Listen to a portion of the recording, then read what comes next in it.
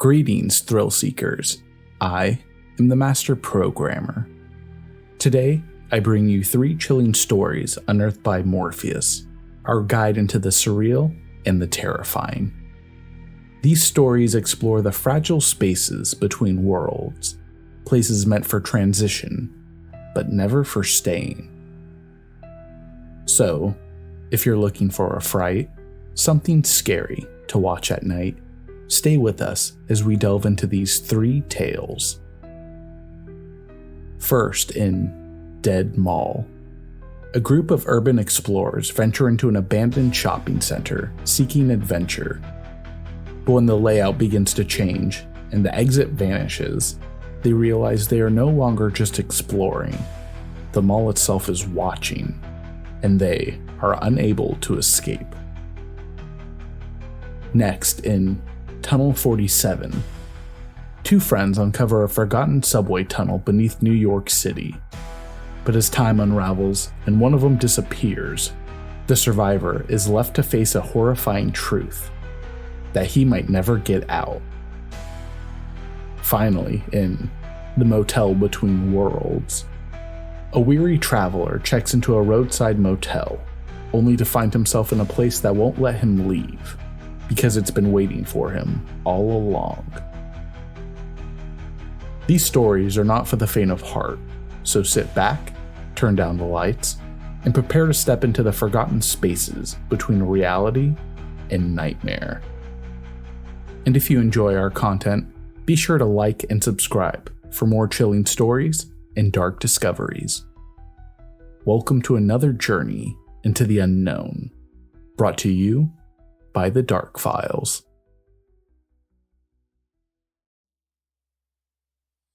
Dylan and his friends had planned this for weeks. The Covington Mall had been shut down for nearly 20 years, one of those dead malls left to rot when the last store closed their gates for good. No security, no cameras, just a forgotten husk of the past. It was the perfect spot for urban explorers like them. "Guys, we're gonna get so many views," Logan whispered, adjusting his camera. "Creepy abandoned malls at night? This is viral gold." Dylan chuckled, but felt a strange tightness in his chest. He had grown up in this town. He remembered when Covington Mall was alive, back when the halls were filled with shoppers, the lights buzzed softly overhead, and the food court smelled of pizza and pretzels. Now, standing in front of its hollow entrance, it didn't feel like a mall anymore. It felt more like a corpse.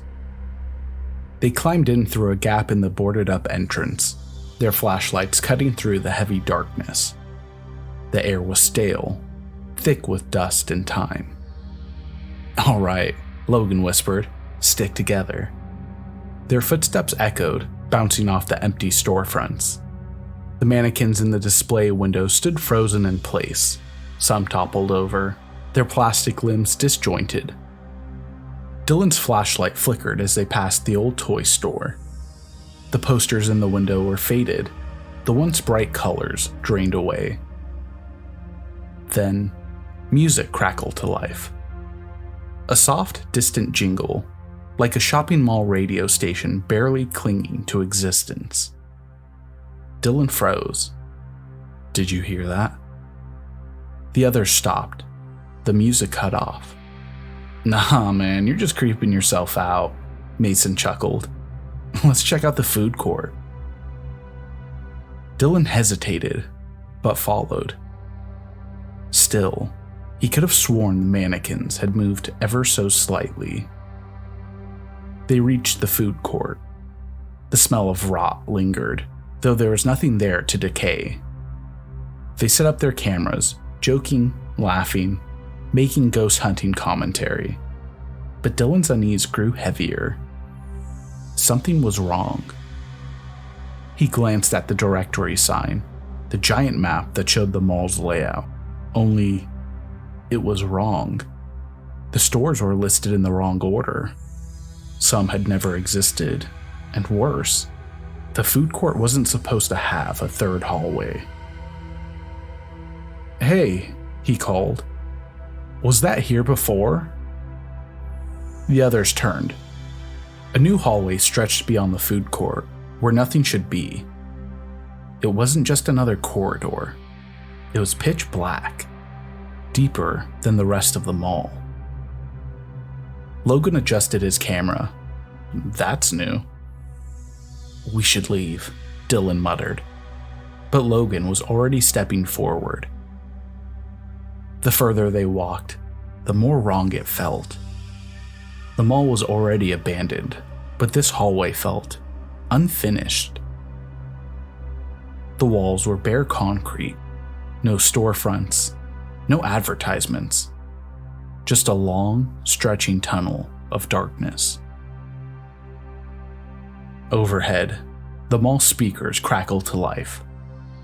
Attention shoppers, the mall is now closed.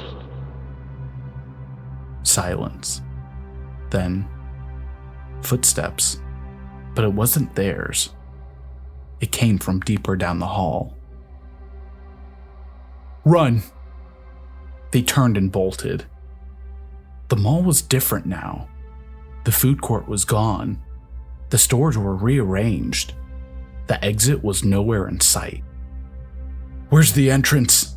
Mason yelled, panic rising. Dylan's chest tightened. We came from that way, right? I don't know, Logan stammered.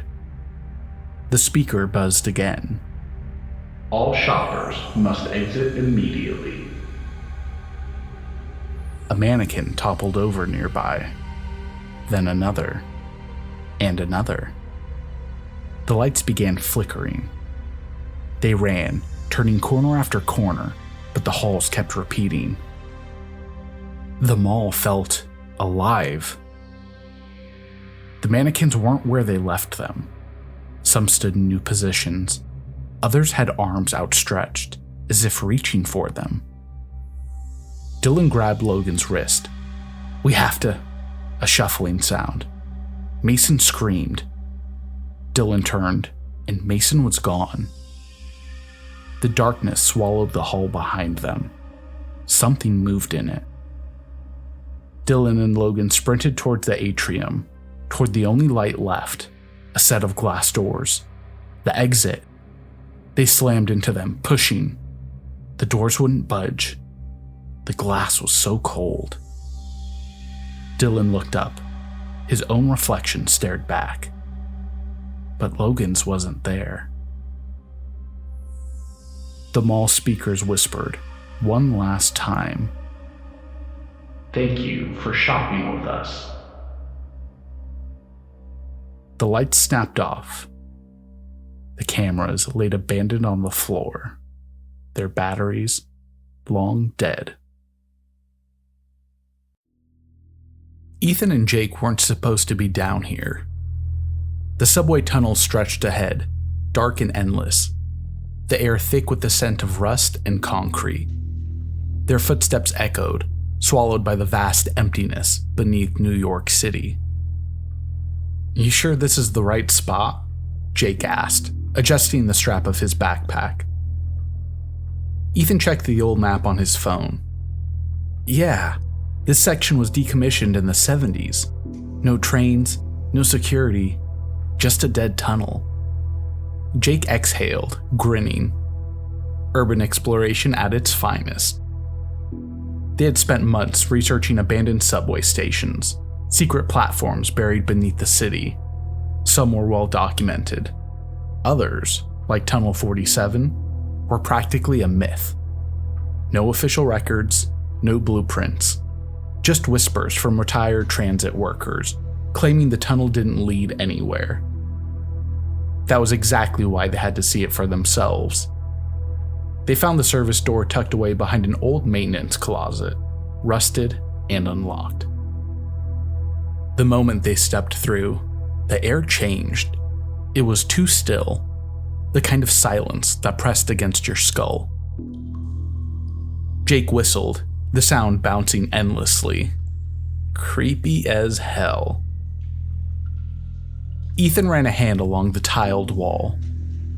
The architecture felt wrong. A mixture of different decades, like pieces of old stations that had been stitched together. They walked for 10 minutes.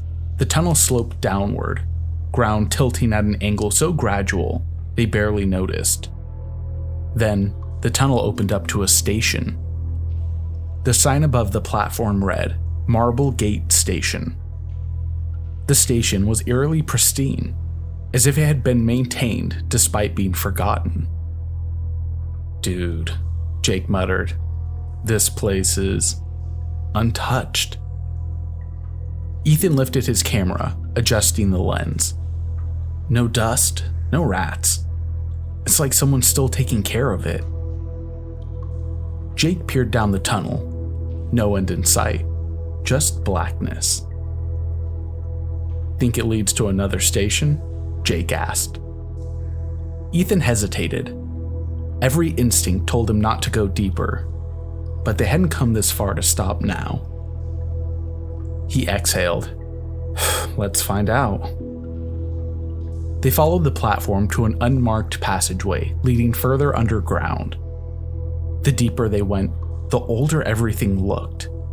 Brick walls, iron beams, architecture that didn't match anything from the subway's history. Then, the lights flickered, just for a second, and when they came back, Jake was gone. Ethan's breath hitched. "Jake?" Silence. He turned in a circle, his flashlight sweeping over the tunnel. Nothing. No footprints. No signs of struggle. Then, a sound. A faint rustling. Ethan turned his flashlight towards the tunnel ahead. Something laid on the ground. His stomach twisted. It was Jake's backpack. It looked old. The straps were frayed. The fabric was discolored, brittle with age.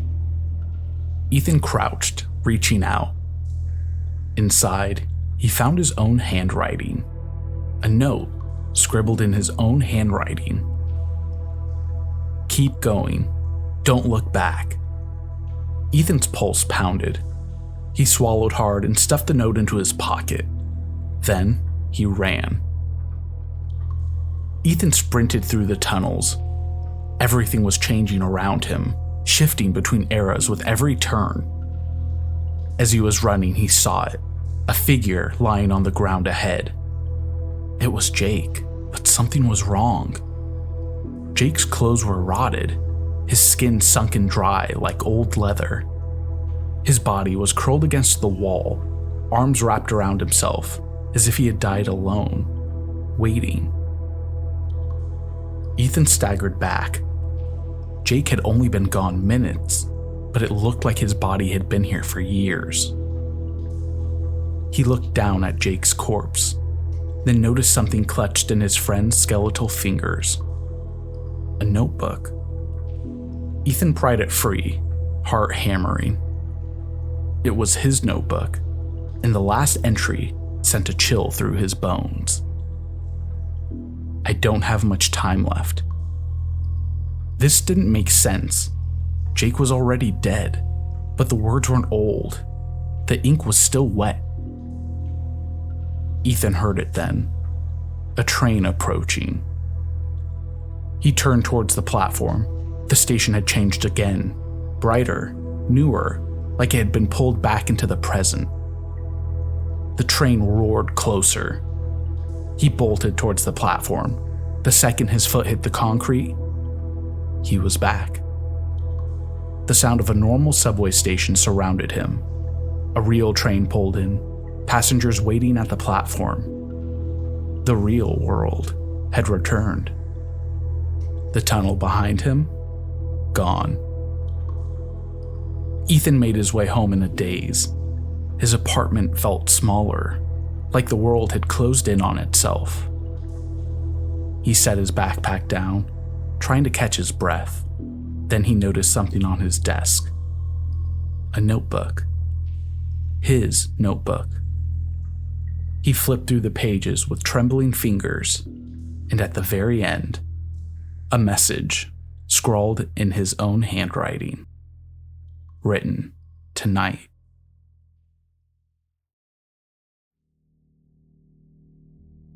Nathan Carter had been driving for hours. The 2-lane highway stretched into the desert, the unbroken line vanishing into the dark. His eyes burned from exhaustion, and the thought of pulling over to sleep in his car made his neck ache in advance. As if appearing out of nowhere, a neon sign flickered to life on the other side of the road. Sunny Pines Motel. The place was small, a single row of doors, identical porch lights glowing a dull yellow. He didn't remember seeing this place on the map, but exhaustion overruled suspicion. Nathan pulled into the lot, gravel crunching beneath his tires. He stepped into the front office. The office smelled of old carpet and stale air. No one was at the front desk. A small brass bell sat on the counter, next to a dust-covered guest book. Nathan hesitated, then tapped the bell. It let out a hollow, distant chime, like it was ringing from another room. Silence. Without warning, a key sat on the counter. Nathan hadn't seen anyone place it there. It was an old motel key, the kind with the plastic tag. The number stamped on it? Room 6. He scanned the room. No movement, no sound. Nothing but the distant hum of the neon sign outside. Maybe the clerk had left it out in advance. Maybe he was just too tired to notice someone setting it down. Brushing off the unease, he took the key and stepped back into the night. Room 6 was unremarkable. Stiff sheets, beige walls, and a faint scent of old wood and disinfectant. Nathan tossed his bag onto the bed and pulled out his phone. No service. Not surprising out here, but something about the empty signal bar felt ominous. The alarm clock on the nightstand blinked. 3:33 a.m., though his phone still showed it was just past midnight. A single painting hung on the wall. A dense forest scene, mist curling through the trees. Nathan rubbed his face. Just time to get some sleep. He laid down, closing his eyes. Outside, the neon sign buzzed. And then, a knock at the door. Nathan's eyes snapped open, his breath caught in his throat. It'd been a single knock. He sat up, heart pounding. Hello? Silence. He waited, straining his ears. Nothing. Probably just the wind rattling something loose. Nathan shook his head, exhaling. He reached for the glass of water on the nightstand and froze. The painting had changed. The trees in the picture were denser now, pressing together. The fog was thicker. The river in the foreground was gone.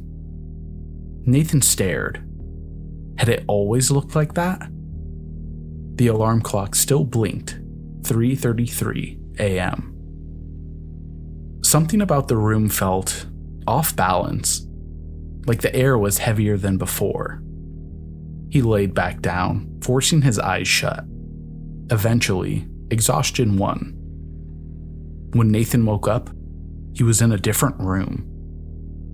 The bedspread was a different color. The carpet pattern had changed. He bolted upright. Had he sleepwalked? Switched rooms in a daze? No, that didn't make sense. His bag was still here, exactly where he'd left it. The room number on the door was different now. Not 6, but 9. A sharp wave of nausea hit him. He grabbed the handle, yanked the door open, and froze. The parking lot was gone. Instead of a gravel lot, the motel stretched endlessly in both directions. Identical doors, identical lights, stretching into infinity under a black, empty sky. Nathan turned back to his room. He grabbed his phone. Still no signal. From outside, he heard it. A single, distant knock. But it wasn't on his door. It was on another door, further down the row. Then another. The sound cascaded down the endless hall, like something was moving past the rooms, knocking as it went. Nathan slammed his door shut. This wasn't real. This couldn't be real. Slowly, he turned to the painting. The trees were nearly black now, twisting unnaturally. The forest was so dense, it looked like a wall of tangled wood. And there was something in the trees now. A dark shape, barely visible, standing between the trunks. Watching. Waiting. The motel was changing around him, and whatever was outside was getting closer. Nathan grabbed his bag and ran. He threw open the door and found himself back at the front desk. He had just left this place. On the counter, a new key was waiting for him. Room 7. Nathan stumbled back, shaking his head. His eyes darted to the glass office door. He prayed to see a parking lot, but there was just nothing outside. Just the motel. There had to be a way out. He turned back to the desk. The guest book was open. His hands trembled as he stepped closer. The pages were full of names, written in shaky, desperate handwriting. He scanned them, page after page. His chest tightened. Nathan Carter. He flipped to the next page. Nathan Carter. And then the pen moved. Right in front of him. He looked at the name written in the guest book with fresh ink. Nathan Carter. And his room was waiting. Thanks for watching. If you enjoyed the chills, be sure to like, comment, and subscribe to our page to stay updated. Stay vigilant. The unknown is always closer than you think.